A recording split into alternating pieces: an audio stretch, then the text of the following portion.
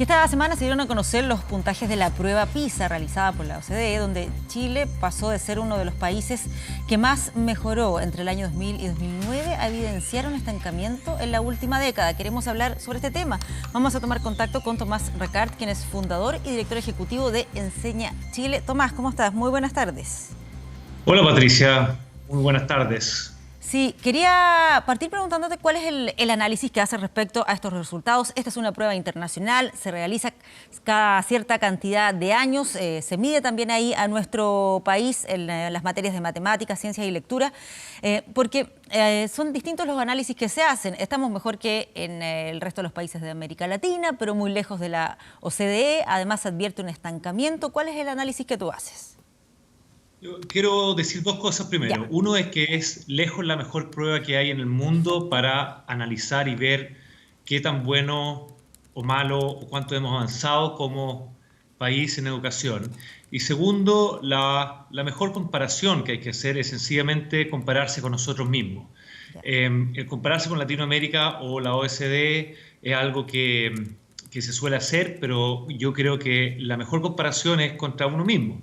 Y lo que ha pasado es que los resultados de la prueba PISA dicen que en los últimos 9 años, a pesar de todo el esfuerzo que se ha hecho en cuanto a reforma, educación es un tema y en estos últimos 9 años se ha duplicado en términos reales el presupuesto, no hemos avanzado prácticamente nada en calidad y en equidad.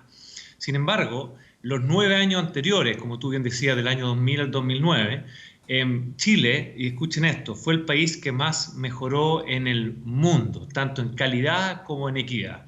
Y por ende, eso nos lleva a una profunda reflexión, porque obviamente se han hecho muchas cosas bien, pero también se han hecho cosas mal, a mi juicio, en estos últimos 9 años. Sí, ¿cómo evaluar eso? Porque en el gobierno anterior se hicieron una serie de medidas, está ahí el tema del final copago, el nuevo sistema de admisión, también reformas a lo que se refiere a los profesores, a su proceso de formación, pero tú dices esto se mantiene más bien con unos resultados de estancamiento.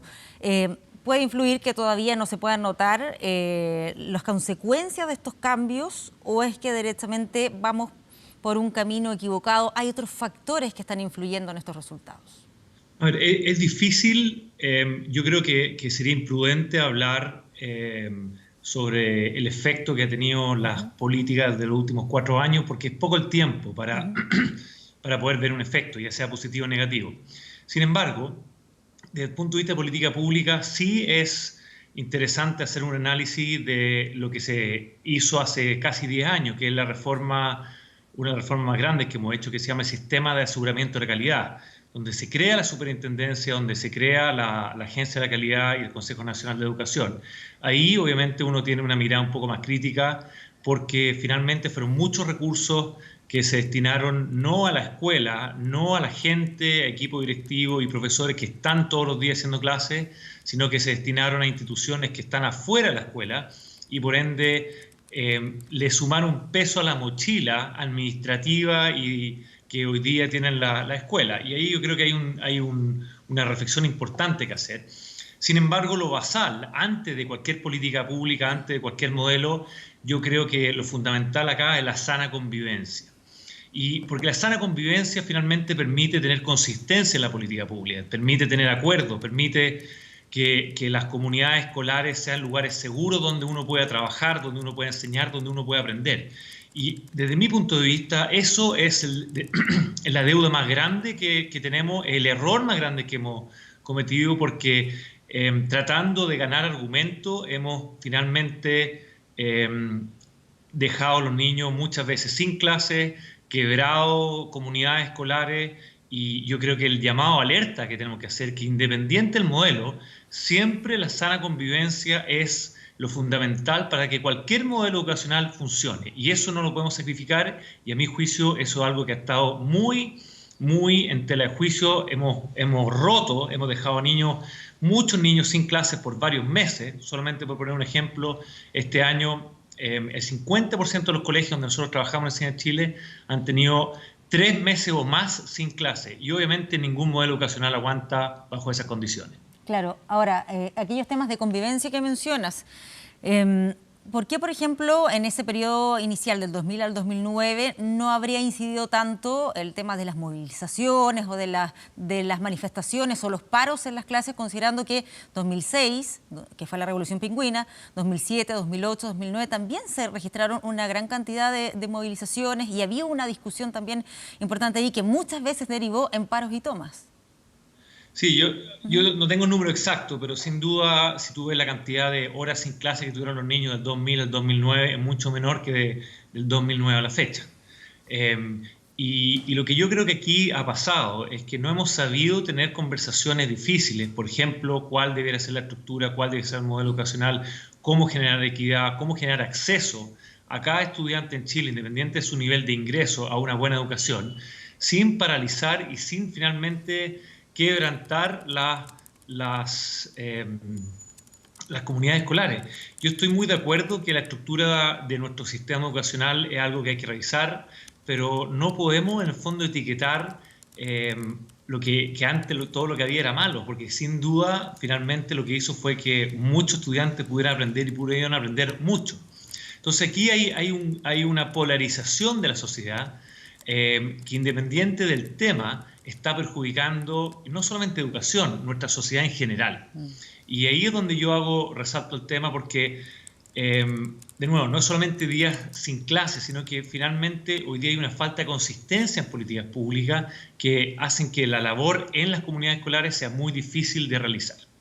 Claro, mencionas ahí esto de que se ha ido polarizando el ambiente.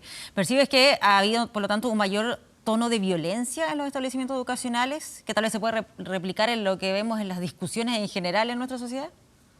Hoy día lo que está pasando en nuestra sociedad es fiel reflejo de lo que está pasando en nuestras escuelas también. ¿En qué sentido? La violencia verbal. Esto no se trata de saqueo, no se trata de barricadas, se trata de violencia verbal, se trata de polarización y debate a partir de redes sociales, que sin duda es limitado, es fragmentado, es poco profundo.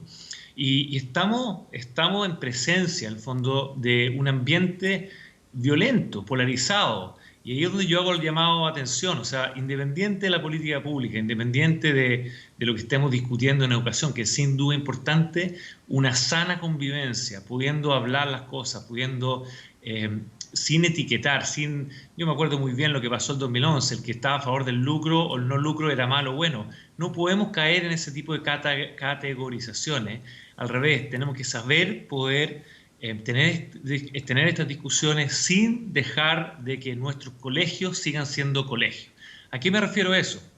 Los profesores, independiente de su posición política, tienen que seguir siendo profesores, obviamente incentivando lo que es el pensamiento crítico, pero no podemos en el fondo polarizar los ambientes, dadas las discusiones que hoy día necesitamos tener en Chile. Y eso es el llamado de atención que yo hago a partir de estos resultados de la prueba PISA. Ahora, Tomás, ¿de qué manera se puede corregir eso? Porque si se tratan de aspectos de convivencia, sabemos que hay manuales de convivencia para que resuelvan los conflictos al interior de los colegios, pero cuando ya es algo de un nivel mayor como el que estás describiendo, no es algo que se pueda solucionar solamente con una nueva ley, con una nueva política pública. ¿De qué manera se puede resolver o enfrentar ese tema? Bueno, tú dijiste algo crucial. Yo creo que tenemos que dejar de creer de que todas las cosas se solucionan con políticas públicas. La sana convivencia, sin duda, puede ser afectada por las políticas públicas, pero hay muchas cosas que yo como adulto puedo hacer, independiente de la política pública. Y ahí el llamado es, en el fondo, a los equipos directivos y a los profesores a liderar y hacerse cargo de la sana convivencia de estos estudiantes. Es muy fácil echarle la culpa al Estado o al sistema. Y hoy día lo que hay que hacer es un llamado a hacernos cargo. Hay muchas cosas que no se pueden, o sea, que no están afectas a las políticas públicas y finalmente el llamado es a los adultos a ser adultos. Somos responsables que estas comunidades educacionales funcionan y somos responsables que los niños a pesar de todo lo que está pasando en nuestro país, que es importante, puedan aprender. Y eso es lo que hoy día estamos, en el fondo, olvidando. Sí, cuando te refieres ahí a que los adultos se hagan cargo, te refieres a los directores, pero también tal vez a los apoderados, que en algunas situaciones lo hemos visto también participando de manera activa en lo que se refiere a algunas de las discusiones, de los debates que se dan en las comunidades escolares. Absolutamente. Hoy día los apoderados muchas veces no ayudan al rol del profesor, no ayudan al rol del equipo directivo. Y cuando hablo de adultos, hablo a todos los adultos que pertenecen a la comunidad escolar. Hoy día, sin duda, los profesores con los cuales nosotros estamos trabajando han tenido que ser intermediario, básicamente, entre adultos que promueven la violencia. Entonces, es un llamado general a que, independiente del modelo, que sin duda es importante analizar, estudiar e incluso cambiar, necesitamos velar ante todo por una sana convivencia, lo que yo llamo paz, esa paz social que hoy día la gente habla por lo que está pasando en Chile. Esa paz social hace mucho que yo la echo de menos en nuestras comunidades escolares, y por eso aprovecho estos resultados de la prueba PISA. Después de 9 años duplicando el presupuesto sin ningún resultado, no nos olvidemos de lo que nos dice el sentido común, que para que cualquier modelo funcione, la base de todo es la sana convivencia. Lo que ocurrió en el Instituto Nacional, en particular este año, siempre es un colegio que está presente en las movilizaciones, pero vimos algunas situaciones de mayor violencia, incluso se tuvo que cerrar el año escolar de manera prematura. ¿Crees que era una señal de esto que estás describiendo? Sí, sin duda, sin duda. Creo que lo que vimos en micro en el Instituto Nacional después se escaló al país. Y ahí de nuevo, en el fondo, no podemos dejar de que cosas como esas sucedan en cualquier escuela. Y obviamente esa polarización que vivimos en el Instituto Nacional era porque se usa el Instituto Nacional para promover ideología, otro tipo de idea, y no tiene un fin único que es educacional. Yo estoy seguro que si el Instituto Nacional estuviera 100%, si el director del Instituto Nacional estuviera 100% a cargo y fuera la única autoridad, no se prestarían para estas cosas. En ningún colegio dejaríamos que exista ese nivel de violencia. Y obviamente los medios, incluso los distintos actores políticos, tratan de influenciar, tratan de promover ideas a través de ese colegio, y eso sin duda hace mal. Entonces, de nuevo, dejemos que los colegios sean colegios y no ocupemos los colegios para fines, digo yo, político-partidistas. Claro, pero ahí puntualmente en el Instituto Nacional, ¿cómo evalúas lo que fue la labor de quien estaba a cargo en ese momento, el rector? Porque después hubo un cambio. Dices que si hubiese sido la única autoridad, a lo mejor habría hecho más. ¿A qué te refieres puntualmente con eso? Me refiero a que en los colegios públicos los directores no tienen autoridad. Ya. Los directores finalmente no tienen la autoridad para elegir a sus profesores, no tienen la autoridad para remunerar a sus profesores, para decir el currículum, y por ende en la práctica no son autoridad. Si tú ves cuánto pesa hoy día, por ejemplo, la evaluación del director en la evaluación docente, la respuesta es cero. Entonces, hoy día el director no tiene el liderazgo, la autoridad que debiera tener para poder seleccionar a su gente, evaluar a su gente, remunerar, decir cuáles son los objetivos de aprendizaje. Y lamentablemente esa autoridad, el fondo, se ha trasladado a gente que está fuera de la escuela y por ende, como dije antes, se ocupa con otros fines. Y eso es lo que tenemos que terminar. Tenemos que devolver esta autoridad a las comunidades, especialmente a los equipos directivos. A medida que estos equipos directivos muestran que tienen competencia, son ellos los que tienen que tomar las decisiones, porque son ellos los que están todos los días ahí.